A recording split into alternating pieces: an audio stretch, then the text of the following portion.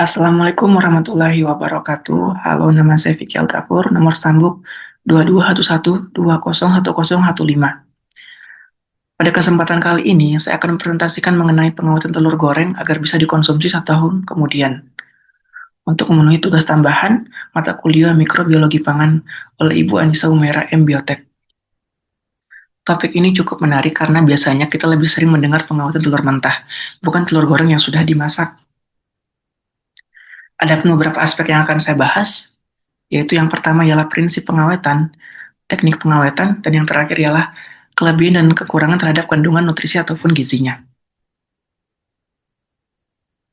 Telur merupakan sumber protein penting yang sering digunakan dalam berbagai masakan. Namun, pengawetan telur yang sudah dimasak seperti telur goreng menjadi tantangan tersendiri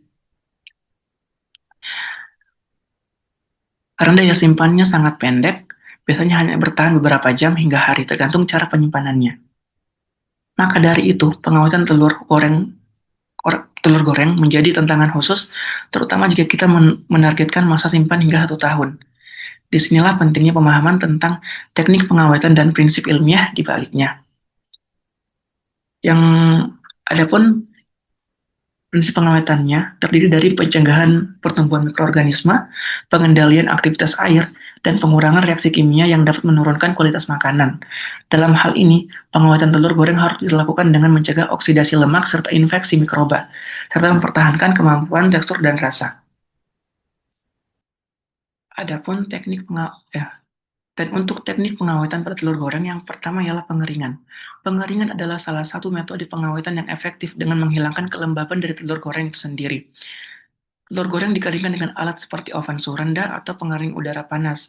Setelah kering, disimpan dalam wadah tertutup rapat. Teknik ini menghilangkan air sehingga mikroba sulit tumbuh. Yang kedua ialah pembekuan. Pembekuan adalah teknik sederhana yang dapat digunakan untuk mengawetkan telur goreng. Telur goreng bisa dibekukan dengan dalam porsi kecil. Pastikan dibungkus rapat agar tidak terkena freezer burn. Metode ini cukup umum dan kalau dilakukan dengan benar nutrisi bisa tetap terjaga. Dan yang terakhir adalah pengawetan di dalam minyak. Mengawetkan telur goreng dalam minyak sayur yang bersih dan hangat. Telur goreng direndam dalam minyak sayur hangat, minyak menciptakan lapisan penghalang terhadap oksigen. Setelah dingin, disimpan dalam wadah kedap udara. Ini juga memberi cita rasa yang khas. Dan untuk pengaruh terhadap kandungan nutrisi ataupun gizinya, yang pertama ialah kelebihan.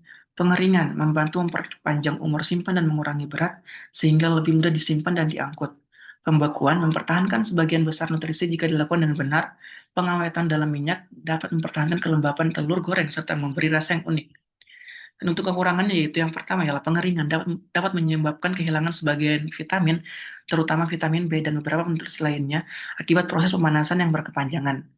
Untuk pembekuan bisa mengubah tekstur telur goreng, menjadikannya lebih lembek setelah dicairkan. Dan yang terakhir adalah pengawatan dalam minyak kadang-kadang mungkin meningkatkan kadar lemak, tergantung pada jenis minyak yang digunakan. Dan jika minyak tidak segar, dapat mempercepat kerusakan nutrisi.